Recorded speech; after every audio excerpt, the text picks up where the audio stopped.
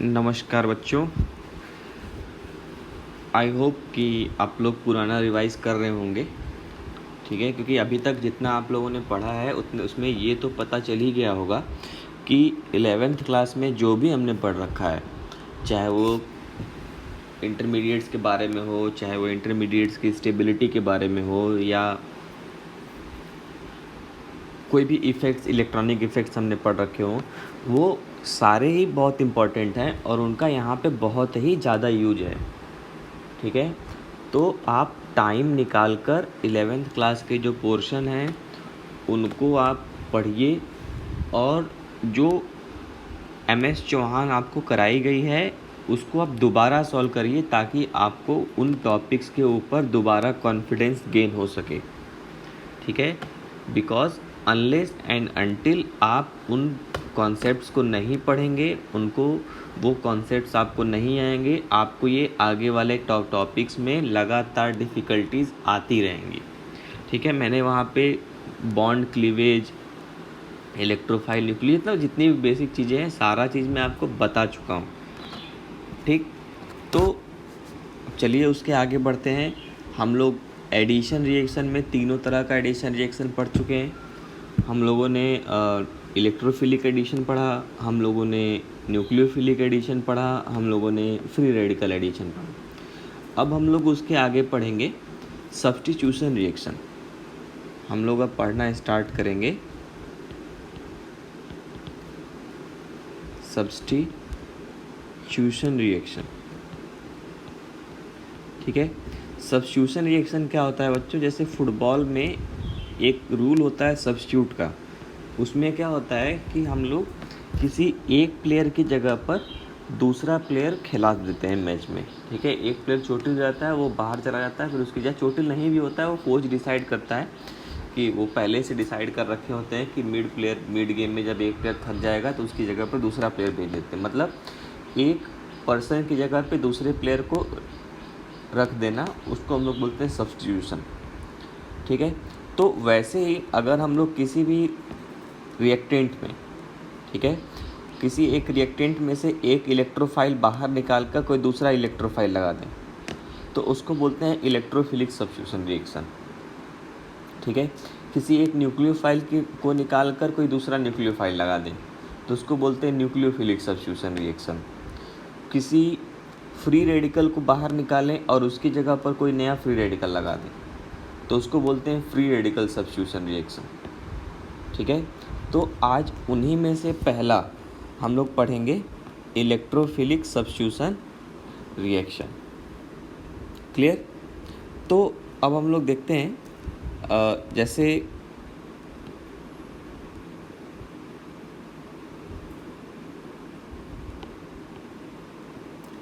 ठीक है,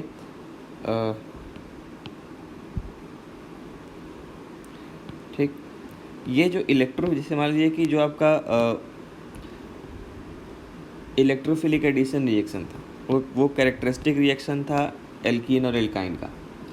nucleophilic addition reaction था कार्बोनिल कंपाउंड्स का, ठीक है। फ्री रेडिकल एडिशन रिएक्शन भी था किसके लिए? एल्कीन के लिए। अब ये जो इलेक्ट्रोफिलिक सब्स्टिट्यूशन रिएक्शन है, ये मेन रिएक्शन है आपका बेंजीन के कंपाउंड्स के लिए। ऐसे कंपाउंड्स जिसमें benzene as a reactant present हो ना, कि बेंजीन जो है वो रिएक्शन में पार्ट ले रहा हो, तो वहाँ पर बेंजीन का जो कैरेक्टरिस्टिक रिएक्शन होता है वो इलेक्ट्रोफिलिक सब्स्टिट्यूशन रिएक्शन होता है, ठीक। तो कई बच्चे ये कन्फ्यूज रहते हैं, सर बेंजीन के पास भी तो क्या है, ये पाई बॉन्ड है, ठीक है, तो बेंजीन भी एक तरह का एल्कीन ही हुआ ना, तो बेंजीन को भी इलेक्ट्रोफिलिक एडिशन रिएक्शन देना चाहिए। लेकिन बच्चों ये गलत है, बेंजीन इलेक्ट्रोफिलिक एडिशन रिएक्शन नहीं देता, ठीक है। क्योंकि अगर आप इसमें इलेक्ट्रोफिलिक एडिशन रिएक्शन कराएंगे, अगर आप इसमें मान लीजिए कि एक पाई बॉन्ड तोड़ के एक आपने इलेक्ट्रोफाइल और न्यूक्लियोफाइल जोड़ दिया और आपने यहाँ पे इलेक्ट्रोफिलिक एडिशन रिएक्शन कराया, ठीक है, तो आप देखिए प्रोडक्ट जो है था, सॉरी रिएक्टेंट जो था वो एरोमेटिक था, उसमें पूरे रिएक्टेंट में सारे कार्बन sp2 हाइब्रिडाइज थे, सारे कार्बन sp2 हाइब्रिडाइज थे, ठीक है। सभी में कॉन्जुगेशन था pi sigma pi sigma pi sigma pi, इस तरीके से, ठीक है। नंबर ऑफ पाई इलेक्ट्रॉन जो थे वो 6 थे, ठीक है। तो हम लोग को पता है कि अगर नंबर ऑफ मतलब सारे कार्बन sp2 हाइब्रिडाइज्ड हो, थ्रू आउट कॉन्जुगेशन हो, और नंबर ऑफ पाई इलेक्ट्रॉन 2 हों, 6 हों, 10 हों, 14 हों, इस तरीके से, तो वो ऐसे कंपाउंड्स को हम लोग बोलते हैं एरोमेटिक, ठीक है। तो आपका जो बेंजीन है वो एरोमेटिक कंपाउंड है, लेकिन जो प्रोडक्ट बन रहा है, प्रोडक्ट में देखिए यहाँ पे क्या है, ये जहाँ पे इलेक्ट्रोफाइल लगा है वहाँ तो पाई बॉन्ड ख़त्म हो गया, तो वो कार्बन sp3 हाइब्रिडाइज्ड हो जाएगा। न्यूक्लियोफाइल वाला कार्बन भी sp3 हाइब्रिडाइज्ड हो गया, तो ये दोनों कार्बन sp3 हाइब्रिडाइज्ड हो गए। तो अब जैसे ही कोई भी कार्बन sp3 रिंग के अंदर कोई भी कार्बन sp3 हाइब्रिडाइज्ड हो जाएगा, उसके बाद आपका कंपाउंड ना तो एरोमेटिक रह जाता है ना तो एंटी एरोमेटिक रह जाता है। तो उस तरह के कंपाउंड को हम लोग बोलते हैं नॉन एरोमेटिक, ठीक है। तो आपका कंपाउंड एरोमेटिक से नॉन एरोमेटिक चला जा रहा है, और नॉन एरोमेटिक कंपाउंड की स्टेबिलिटी जो होती है वो एरोमेटिक कंपाउंड से कम होती है। तो इसीलिए जो बेंजीन होता है, बेंजीन जो होता है ये इलेक्ट्रोफिलिक एडिशन रिएक्शन नहीं देता है, ठीक है। अब क्योंकि ये इलेक्ट्रोफिलिक एडिशन रिएक्शन नहीं दे रहा है, इसीलिए हम लोग बेंजीन को एल्कीन नहीं मानते हैं। बेंजीन एल्कीन नहीं होता है, ये बात अपने दिमाग में बैठा लीजिए, बेंजीन एल्कीन नहीं होता है। बेंजीन एक डिफरेंट क्लास ऑफ कंपाउंड है, जो कि बेंजीन से ही, या तो एक तो खुद बेंजीन या तो बेंजीन के ऊपर कोई और ग्रुप लगा के हम लोग बनाते हैं, ठीक है। बेंजीन को एल्कीन समझने की गलती नहीं करेंगे। बेंजीन एल्कीन वाले रिएक्शन नहीं देता है, कुछ देता है, लेकिन मैक्सिमम एल्कीन के रिएक्शन बेंजीन के ऊपर अप्लाई नहीं होते हैं। बेंजीन का एक अपना कैरेक्टरिस्टिक रिएक्शन है, जिसको हम लोग बोलते हैं इलेक्ट्रोफिलिक सब्स्टिट्यूशन रिएक्शन या इलेक्ट्रोफिलिक एरोमेटिक सब्स्टिट्यूशन रिएक्शन, ठीक है।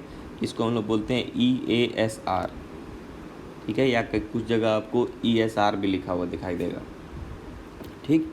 तो पढ़ते हैं हम लोग, इसमें क्या लिखा हुआ है। Like an alkene, benzene has clouds of pi electrons above and below sigma bond framework, ठीक है। ये तो हम लोग देखे ही 3 पाई बॉन्ड है इसके। पाई बॉन्ड जो होता है वो प्लेन के ऊपर होता है, प्लेन के नीचे होता है। Although benzene's pi electron are in a single aromatic system, still they are available to attack strong electrophile to give carbocation, ठीक है। This resonance stabilised carbocation is called sigma complex because electrophile is join to the benzene ring by sigma bond. इस पर मैं भी आऊँगा, इसको मैं आपको समझाऊँगा, ठीक है। अभी ये देखो बोल क्या रहा है, ये बोल रहा है कि जैसे इलेक्ट्रोफिलिक सब्स्टिट्यूशन रिएक्शन क्या होता है ना, कि इलेक्ट्रोफिलिक सब्स्टिट्यूशन रिएक्शन अगर मैं आपको इन शॉर्ट बताऊँ तो अगर आप इलेक्ट्रोफिलिक सब्स्टिट्यूशन रिएक्शन समझना चाहें तो इलेक्ट्रोफिलिक सब्स्टिट्यूशन रिएक्शन क्या होता है, जैसे बेंजीन है, ठीक है। बेंजीन में हर कार्बन के ऊपर एक एक हाइड्रोजन लगा होता है, ऐसे हर कार्बन के ऊपर एक एक हाइड्रोजन। अब इसका रिएक्शन अगर आप किसी इलेक्ट्रोफाइल से कराते हैं तो वहाँ पे क्या होता है कि इलेक्ट्रोफाइल क्या करता है कि किसी एक हाइड्रोजन की जगह पर खुद लग जाता है और हाइड्रोजन को रिप्लेस कर देता है in form of proton H+, ठीक है। मतलब E+ ने H+ को रिप्लेस किया। अब E+ भी इलेक्ट्रोफाइल था, H+ भी इलेक्ट्रोफाइल है, ठीक है।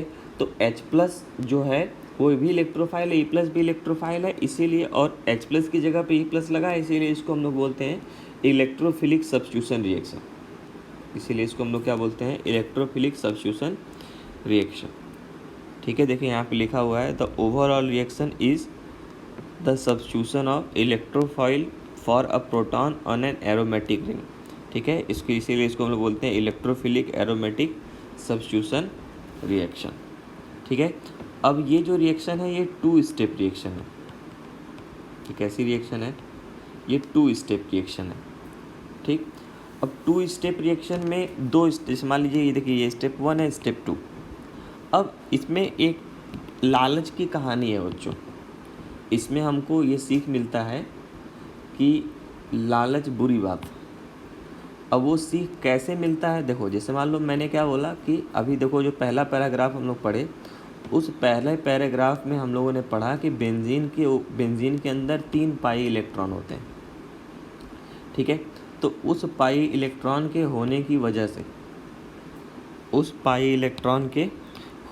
वजह से, ठीक है, बेंजीन जो है वो कोई किसी के पास भी अगर पाई इलेक्ट्रॉन है तो पाई इलेक्ट्रॉन का जो क्लाउड होता है, ये जो पाई इलेक्ट्रॉन होते हैं, पाई इलेक्ट्रॉन जो होता है वो हमेशा या तो प्लेन के ऊपर होते हैं या प्लेन के नीचे होते हैं, दोनों जगह पाए जाने की इक्वल प्रोबेबिलिटी होती है। तो वो हमेशा एक्सपोज्ड होते हैं टूवर्ड्स एनी रिएजेंट जिसको इलेक्ट्रॉन चाहिए होते हैं, ठीक। तो अब बेंजीन के पास लूजली बाउंड इलेक्ट्रॉन है, ठीक है, और इलेक्ट्रोफाइल को इलेक्ट्रॉन चाहिए, ठीक। बेंजीन के पास लूजली बाउंड इलेक्ट्रॉन है, इलेक्ट्रॉन लेके घूम रहा है, बांटना है इसको, चाहे जो मिल जाए, जो भी गरीब मिले फेंक देंगे, जोड़ लेंगे इसको अपने में, ठीक। तो ये जो बेंजीन अपने लूजली बाउंड इलेक्ट्रॉन लेके घूम रहा था और जैसे रास्ते में इसको इलेक्ट्रोफाइल दिखा, बेंजीन को आ गया लालच, ठीक है। अब ये लालच, ये एरो का डायरेक्शन बच्चों गलत बन रखा है। ये एरो का डायरेक्शन जो होता है वो हमेशा न्यूक्लियोफाइल से इलेक्ट्रोफाइल की तरफ होता है, ठीक है, न्यूक्लियोफाइल से इलेक्ट्रोफाइल की तरफ होता है। तो ये अपना pi bond as a nucleophile है, तो पाई बॉन्ड को तुरंत दे देता है किसको, इलेक्ट्रोफाइल को।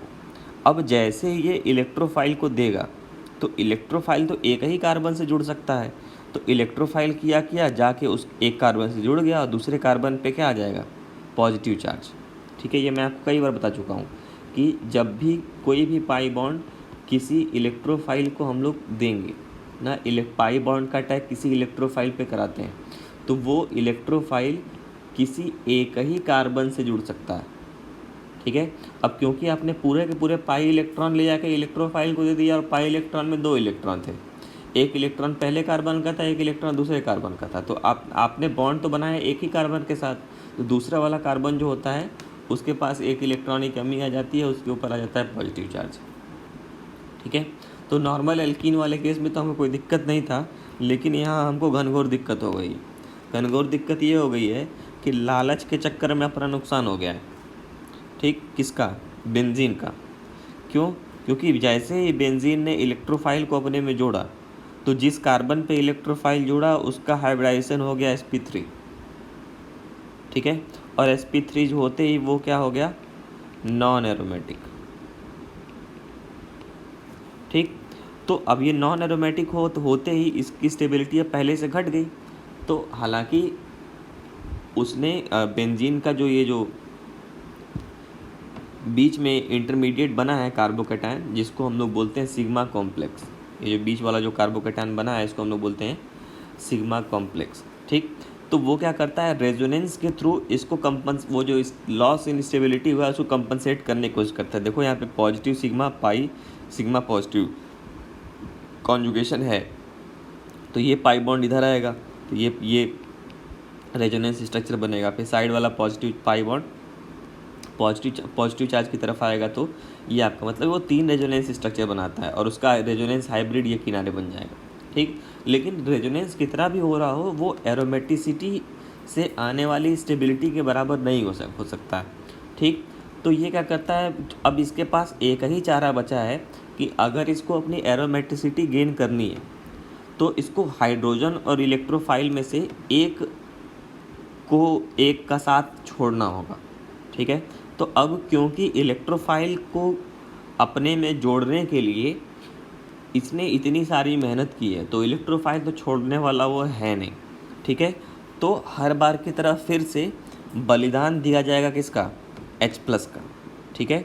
हमने क्या किया, हाइड्रोजन, ये जो कार्बन और हाइड्रोजन का बॉन्ड था, इस कार्बन हाइड्रोजन बॉन्ड उठा के दे दिया किसको, कार्बोकेटायन को, ठीक है। उसका बॉन्ड हमने दे दिया कार्बोकेटायन को। देखो यहाँ पे पाई बॉन्ड क्या हो गया, रीस्टोर हो गया, और ये जो हाइड्रोजन था वो H+ वो हमने न्यूक्लियोफाइल या बेस जो भी है उसकी मदद से हमने उसको बाहर निकाल लिया, ठीक है।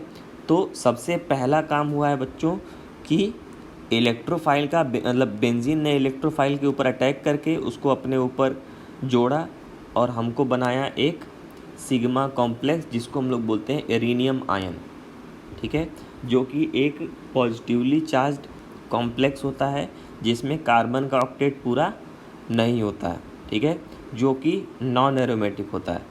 तो वो क्या करता है, अपने आप को एरोमेटिक बनाने के लिए H+ रिमूव कर देता है और कार्बन हाइड्रोजन का जो सिग्मा बॉन्ड है उसको तोड़कर दे दिया जाता है किसको, कार्बोकेटायन को, ताकि वहाँ पे पाई बॉन्ड रीस्टोर हो सके और H+ का यहाँ पे लॉस हो जाता है। तो ओवरऑल रिएक्शन आप देखेंगे तो इलेक्ट्रोफाइल ऐड हुआ है और H+ रिमूव हुआ है, इसीलिए इसको हम लोग बोलते हैं इलेक्ट्रोफिलिक एरोमेटिक सब्स्टिट्यूशन, ठीक है। तो यही बात यहाँ पहले पैराग्राफ में लिखी गई थी, यही बात यहाँ पहले पैराग्राफ में लिखी गई थी। फिर से पढ़ते हैं, कुछ ज़्यादा समझ में आएगा कि like an alkene benzene had a cloud of pi electrons above and below its sigma bond framework, although benzene's pi electrons are a stable aromatic system, still they are available to attack strong electrophile to give carbocation, जो कि पहले step में हुआ था,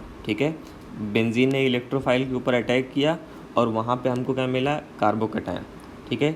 the resonance stabilised carbocation is called sigma complex because electrophile is joint to benzene ring by a new sigma bond, ठीक। तो ये जो इंटरमीडिएट बना है इसको हम लोग बोल रहे हैं सिग्मा कॉम्प्लेक्स और उसी को हम लोग बोलते हैं एरेनियम आयन, ठीक है। The sigma complex also called an arenium ion is not aromatic, मैंने बताया आपको, because the sp3 hybridised carbon atom intermediate erupts the carbon atom interrupts the ring of pi orbitals, ठीक है। The loss of aromaticity contributes through highly endothermic nature of the first step.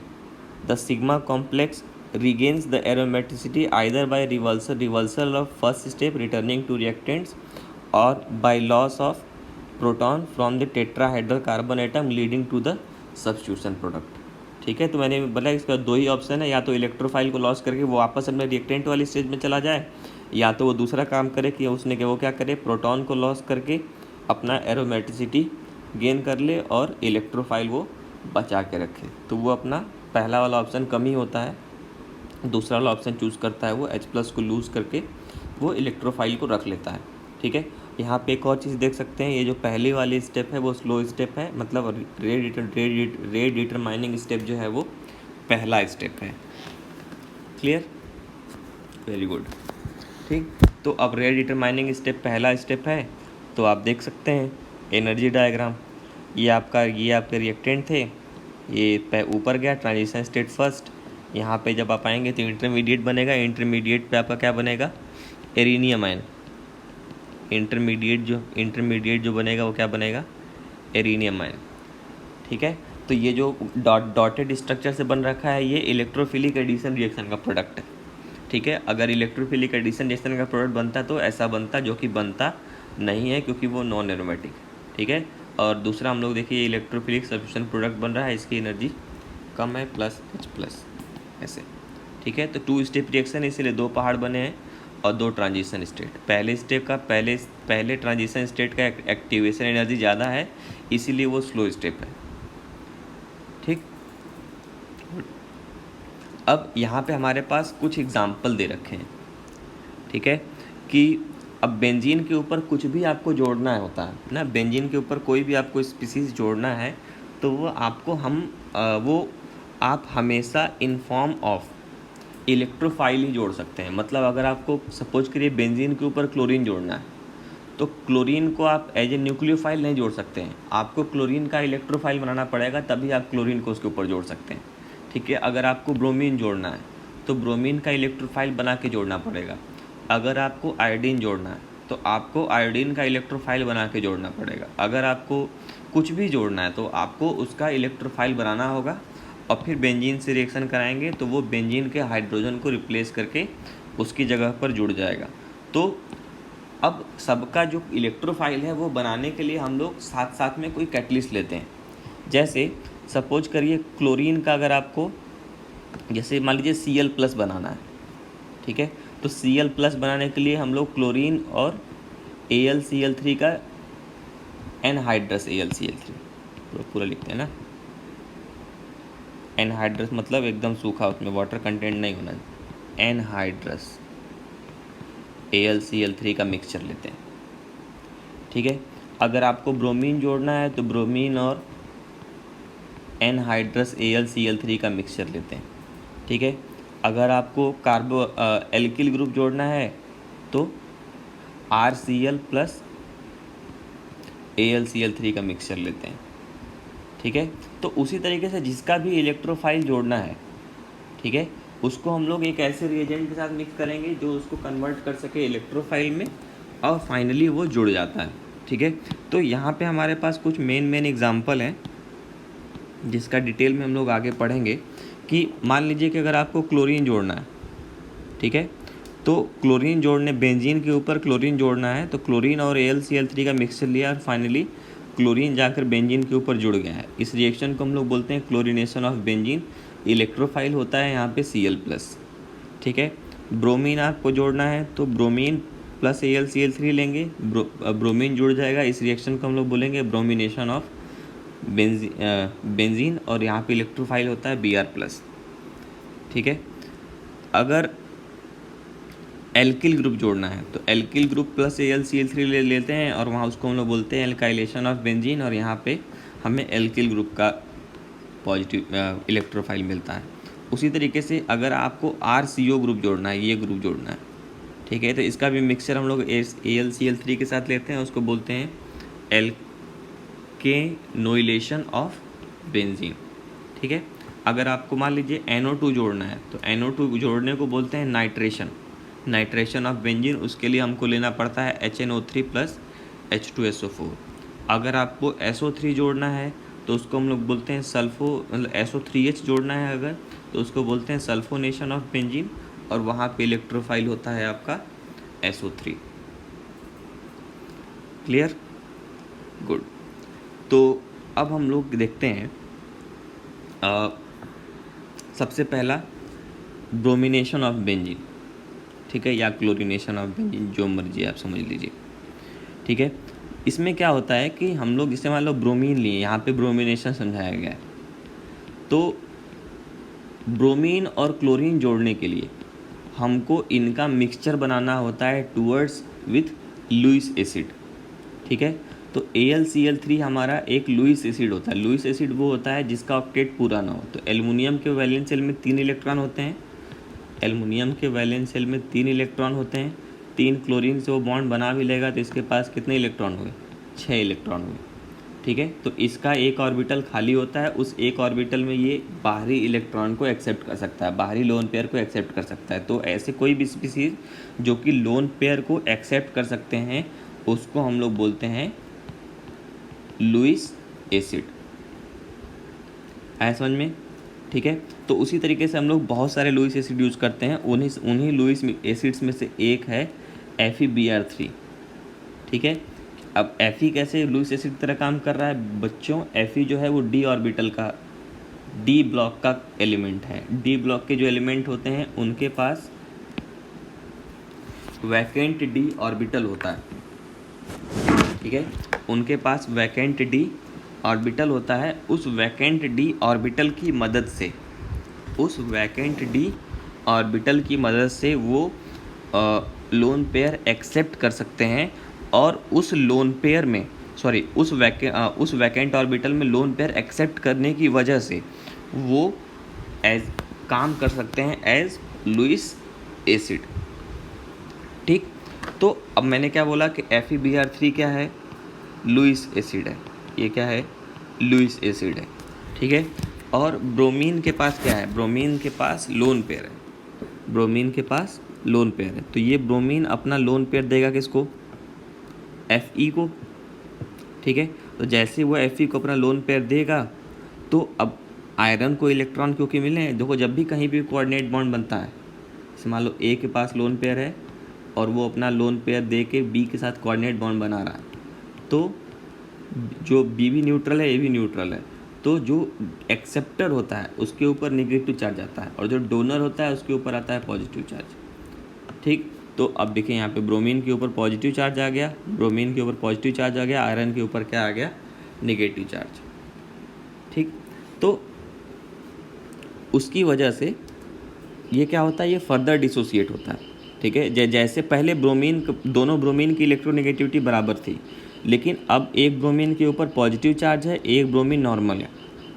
ठीक है, तो जैसे ही एक ब्रोमीन के ऊपर किसी भी एटम के ऊपर पॉजिटिव चार्ज आता है, उसकी इलेक्ट्रोनेगेटिविटी बढ़ जाती है। ठीक है, और मतलब जिस ब्रोमीन के ऊपर पॉजिटिव चार्ज है उसकी इलेक्ट्रोनेगेटिविटी ज़्यादा है, जिस ब्रोमीन की इलेक्ट्रोनेगेटिविटी कम है, जिस ब्रोमीन के ऊपर पॉजिटिव चार्ज नहीं है उसकी इलेक्ट्रोनेगेटिविटी कम है। मतलब यहाँ पे हेट्रोलिटिक बॉन्ड क्लीवेज होता है। कैसा क्लीवेज होता है बच्चों, हेट्रोलिटिक बॉन्ड क्लीवेज। ये मतलब ये जो ब्रोमीन है वो ब्रोमीन का बॉन्ड है, ये टूट के चला जाता है एक ब्रोमीन के पास, और जैसे वो एक ब्रोमीन के पास जाएगा तो पहला वाला ब्रोमीन है उसके ऊपर आ जाएगा पॉजिटिव चार्ज, और दूसरा बन जाएगा FeBr3। 3 तो पहले ही थे, एक और चला गया तो Br4 बन गया। और क्योंकि आयरन को इलेक्ट्रॉन मिले हैं तो आयरन के ऊपर पहले से ही नेगेटिव चार्ज था। तो हमको क्या मिल गया बच्चों, ब्रोमीन का इलेक्ट्रोफाइल, हमको मिल गया ब्रोमीन का इलेक्ट्रोफाइल। ठीक है, तो अब वो ब्रोमीन के इलेक्ट्रोफाइल के ऊपर अटैक होगा किसका, ब्रोमीन के इलेक्ट्रोफाइल के ऊपर अटैक होगा बेंजीन के, जैसे वो पहले वाले जो स्टेप में हुआ था, स्टेप 1 स्टेप 2। ठीक है, तो यहाँ पर तो स्टेप 1 जो हो गया वो जनरेशन ऑफ क्या हो गया, इलेक्ट्रोफाइल। स्टेप 2 में अब होगा कि बेंजीन के पाई बॉन्ड अटैक करेगा किसके ऊपर, Br+ के ऊपर, आपका सिग्मा कॉम्प्लेक्स बना, और सिग्मा कॉम्प्लेक्स में, ठीक है, सिग्मा कॉम्प्लेक्स से आपको वापस एरोमेटिसिटी गेन करने के लिए H+ लूज़ करना है। तो वो जो FeBr4 शुरू में यूज हुआ था वो वापस आता है, H+ यहाँ से निकालेगा और आपका पाई बॉन्ड रीस्टोर हो जाता है। ठीक है, तो आपका ये देखिए बन गया क्या, H+ की जगह पे लग गया ब्रोमीन, तो आपका ये प्रोडक्ट बन गया ब्रोमोबेंजीन। ठीक, ऐसे ही बहुत सारे हैं। ठीक है, तो जिसको हम लोग अपनी नेक्स्ट वीडियो में कवर करेंगे। ठीक है, मुझे लगता है एक वीडियो के लिए इतना बहुत हो गया है, तो आप इसको अच्छे से इसको आप अच्छे से पढ़िएगा। इसको अच्छे से पढ़ने के बाद अच्छे से नोट्स बनाइएगा, अच्छे से समझिएगा। कोई भी डाउट होगा आप मेरे से डायरेक्ट कंसल्ट करिएगा। इसके एग्जांपल्स हम लोग नेक्स्ट वीडियो में